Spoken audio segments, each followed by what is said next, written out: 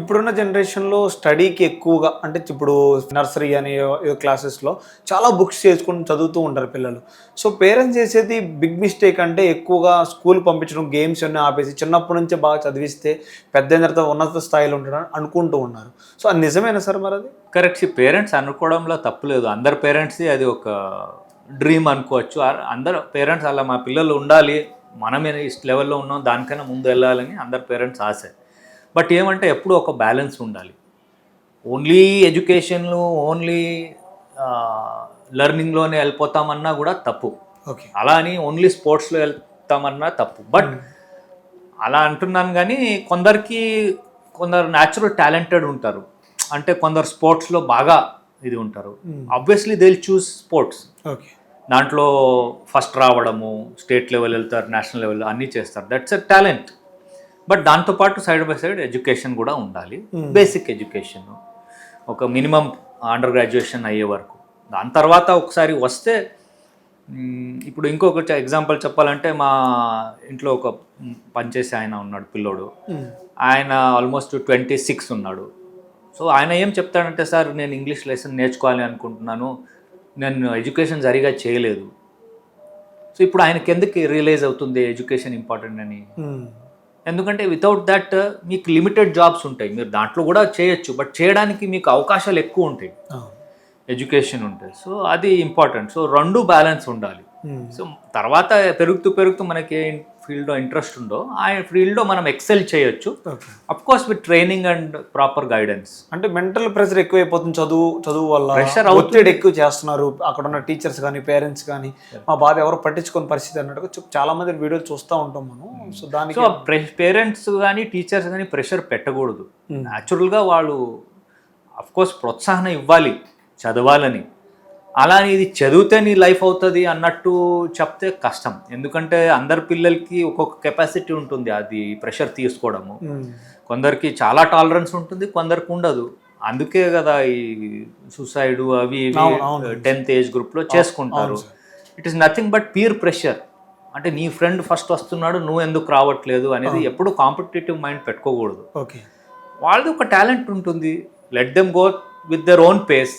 ఉండే పేస్ని మనం ఎలా ఇంప్రూవ్ చేసుకోవాలి అనేది చూడాలి, కానీ దట్ టు వితౌట్ ప్రెషర్. అలా ఉన్నప్పుడు సమ్టైమ్స్ క్రూషియల్ ఏజ్లో ఉన్నప్పుడు లైక్ అడోలసెంట్ ఏజ్ గ్రూప్లో కొంచెం కౌన్సిలింగ్ కూడా హెల్ప్ అవుతుంది ఇన్ కేస్ అంత క్రిటికల్ వస్తే. Otherwise basically what parents need to show is there love and care.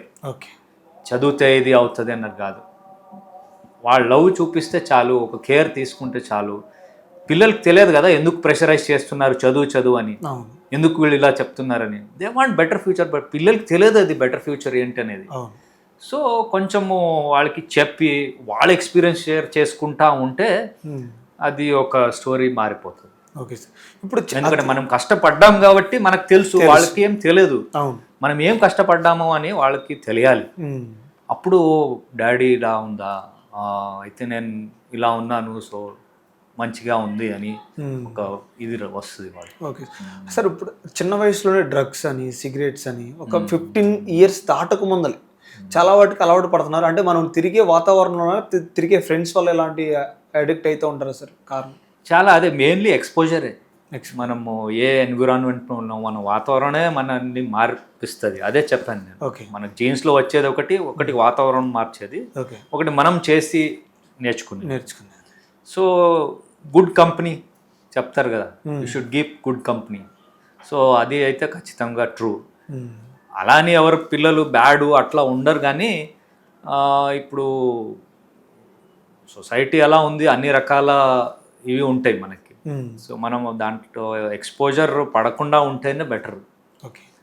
And అర్లీగా దాంట్లో హ్యాబిట్స్లో పడితే ఏమంటే మనకి తెలియదు that it will be harmful for us, మనకి మంచిది కాదు, నష్టం జరగవచ్చు, ఏ లెవెల్కి వెళ్ళొచ్చు అని మనకు తెలియదు.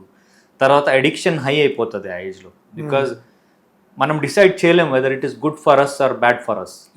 When we start something new habit, ఏదో జస్ట్ ఫన్ కోసం స్టార్ట్ చేయొచ్చు, but it may become addictive with time. Addiction అయిపోతే ఇంకా బయట రావడం కష్టం. అలాంటి ఉన్నప్పుడు పేరెంట్స్ దగ్గర సొసైటీ దగ్గర దాచిపెట్టడం ఇలాంటి విషయాల్లో ఎక్కువ ఉంటాయి. అయ్యో ఎందుకు చెప్పాలి, నేను ఇది చేశాను అది చేశాను అని, అది కూడా ఒక ఫ్యాక్టర్. సో మనము అప్పుడు దాచి చేయడం స్టార్ట్ చేస్తాం. సో అలా ఉన్నప్పుడు పేరెంట్సే మోస్ట్ ఎంకరేజింగ్గా ఉండి కొంచెం ఆ ఎన్విరాన్మెంట్ని దూరంగా పెట్టి ఫ్రీగా ఉంటే వాళ్ళు షేర్ చేసుకుంటారు. ఇన్ఫ్యాక్ట్ పేరెంట్స్ ఎక్స్పీరియన్స్ కూడా అదే చెప్పాను, షేర్ చేసుకోవచ్చు. నేను ఈ టైంలో ఇది చేశాను, నాకు తెలియదు, తర్వాత ఇది జరిగింది, నేను వదిలేశాను. సో ఆ ఎక్స్పీరియన్స్తో పిల్లలు నేర్చుకుంటారు and slowly they will learn what is good for them, what is bad for them. So వేరే వాళ్ళ ఎక్స్పీరియన్స్ నుంచి మనం నేర్చుకోవడం కష్టం ఉన్నా అది స్మార్ట్నెస్. మన ఎక్స్పీరియన్స్తో నేర్చుకోవాలంటే చాలా టైం పడుతుంది అండ్ ఒక్కొక్కసారి నష్టం కూడా జరగవచ్చు. అవును సార్.